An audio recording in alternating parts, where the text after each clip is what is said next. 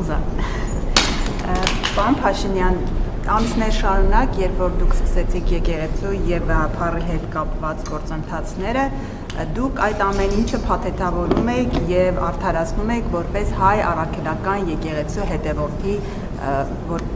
գործընթացներ, այսինքն դուք այդ ամեն ինչը ներկայացնում եք, որ դուք ընդհանրապես քաղաքացի եք, հայ առաքելական եկեղեցու հետևորդ եք անում այդ ամենը։ Սակայն նախորդին հունվարի 4-ին ուշ երեկոյան դուք ստորագրեցիք հայտարարության տեքստ 10 եպիսկոպոսների հետ որպես Հայաստանի Հանրապետության վարչապետ։ Սրանով իրավաբաններն ասում են, որ դուք սահմանադրական կարգ եք խախտել եւ առնվազն ձեզ սպառնում է 10-ից 15 տարվա ազատազրկում։ Ինչու եք ստանձնել մի գործընթաց, որը ձեր թիկունքում հեռանկար ունենալով, որ դուք կարող եք ազատազրկվել 10-ից 15 տարի։ Եվ մի դիտարկում եմ ուզում անել, պարոն Փաշինյան, դուք դեկտեմբերի 31-ին մինչ հրապարակում հմայվում էիք դրոններով շոուով,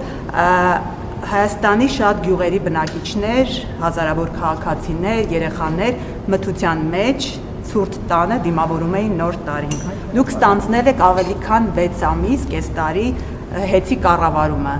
Ստացվում է, որ ոչինչ չի փոխվել, ավելի վատացել է իրավիճակը եւ ընդհանրապես մեկ մարդ է շահել Ռոմանոս Պետրոսյանը, որը Սամվել Կարապետյանի հաշվին լավ, այսպես աշխատավարձ է ստանում։ Նախ ես կարծում եմ, որ այն փաստը, որ մարդիկ եղել են մարդիկ, որ ամանորի գիշերը անցկացրել են հոսանքազրկված բնակավայրերում, ցույց է տալիս այն կառավարման արդյունքները, որ նախորդիվ շրջանում իրականացվել է Հայաստանի էլեկտրական ցանցերում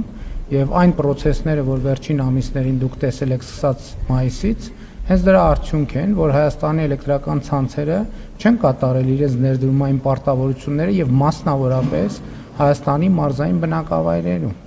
Եվ 6 ամսվա ընթացքում, եթե 6 ամսվա ընթացքի process-ները տեղի չունենային, հոսանքազրկված բնակավայրերի թիվը կլիներ ոչ թե ձեր նշածը, այլ ձեր նշածից 3 անգամ ավել, եւ ես հիմա այդ թվում շատ լուրջ կասկածներ ունեմ, որ այդ ամենը արվում էր երկար ժամանակ Հայաստանում քաղաքական դժգոհություններ գեներացնելու համար, թաքնված լինելով Հայաստանի առանցքային կրիտիկական ենթակառուցվածքներից մեկի թիկունքում։ Եվ այդ թվում Ռոմանոս Պետրոսյանի եւ իր գործընկերների եւ մեր մյուս գործընկերների գործունեության արդյունքում պարզվեց, որ Հայաստանի Հանրապետությունում չկա գոնե մի ընտանիք, որից այս ընթացքում Հայաստանի էլեկտրական ցանցերը նախորդող շրջանում փող չեն գողացել, շատ կոնկրետ։ Պետական հիմնարկներ, զորամասեր, այդքան խոսում ենք բանակի եւ պետության մասին, եւ այդ ամեն ինչը դրա արդյունքներ, եւ ես համոզված եմ, որ մենք ճիշտ որոշում ենք կայացրել, արդարացված որոշում ենք կայացրել։ Ես համոզված եմ, որ մենք այդ որոշումը կկարողանանք պաշտպանել բոլոր ատյաններում եւ դուք դա կտեսնեք։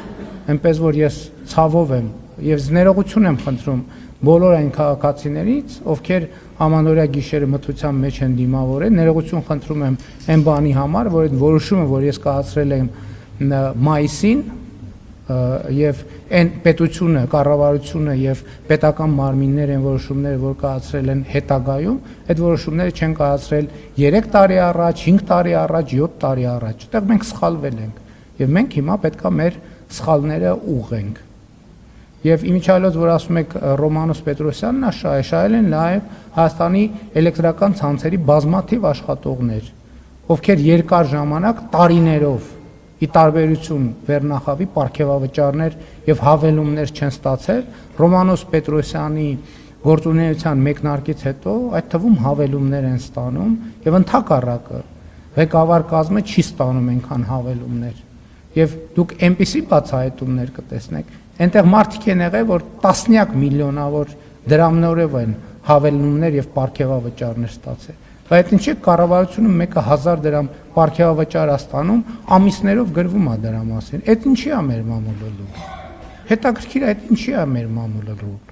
Այդ ինչի է մեր մամուլը լուր են դեպքերի մասին, երբ որ մեր հաշվի մարդիկ վարկեր են ստացել տարել դրել իրանց անձնական, իրանց ընտանիքի անդամների, իրենց հորեղբայրների, մորեղբայրների, քեռիների, բաժանաղների, բիզնեսների մեջ։ Հետաքրքիր է, այդ ինչի է մամուլը տենց լուր։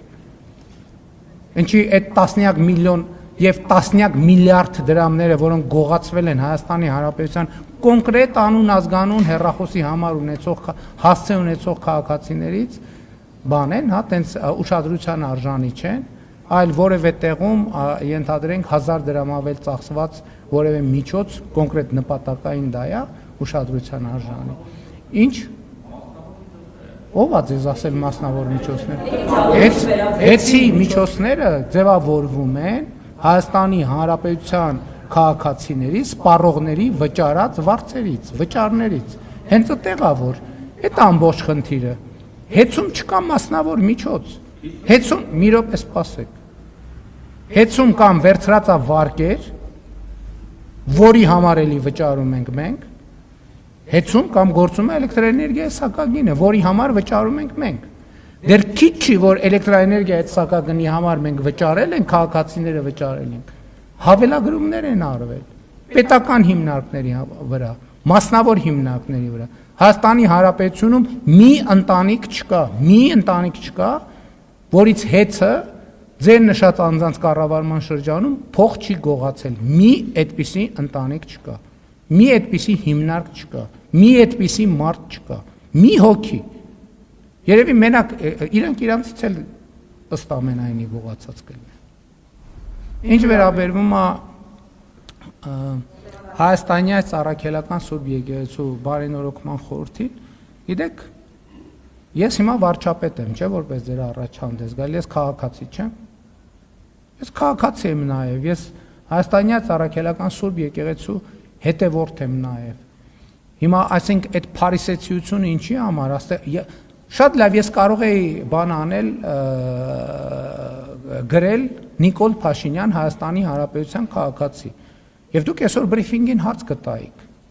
Հայաստանի Հանրապետության քաղաքացի Նիկոլ Փաշինյան, բա դուք ինչ գործ ունեք վարչապետի կեցավայրում։ Ինչի՞ չեք գնացել Իջևանի ձեր Ասլանյան փողոց, չգիտեմ, 10 տան բանում բնակարանում բան արել, կազմակերպել այդ հավաքը եւ այլն եւ այդպես շարունակ։ Այսինքն ես չեմ կարծում, որ ես չեմ կարծում, թե այդտեղ որևէ խնդիր կա եւ ես էլի ուզում եմ ասեմ, այո, ես հանդես եմ գալիս որպես Հայաստանյաց առաքելական Սուրբ Եկեղեցու հետևորդ, բայց հանդես եմ գալիս որպես Հայաստանի Հանրապետության վարչապետ։ Այն օրը մի րոպե ներողություն, այն օրը որ իմ ելույթում ասացի, որ որոշ մարդիկ փորձ են անում Հայաստանյաց առաքելական Սուրբ Եկեղեցին օգտագործել որպես հենակետ Հայաստանի Հանրապետության դեմ օգտագործելու համար։ Ինչ վերաբերում է ձեր մեղադրանքներին, 63-րդ Սաղմոս այդ հարցի պատասխանը տալիս է, որտեղ ասում է անօրենություն փնտրեցին, հոգնեցին փնտրելուց եւ քննելուց։ Թող շարունակեն փնտրել եւ քննել։ Եվ նրանց բացի հոգնությունից ուրիշ ոչ մի բան չի սպասվում։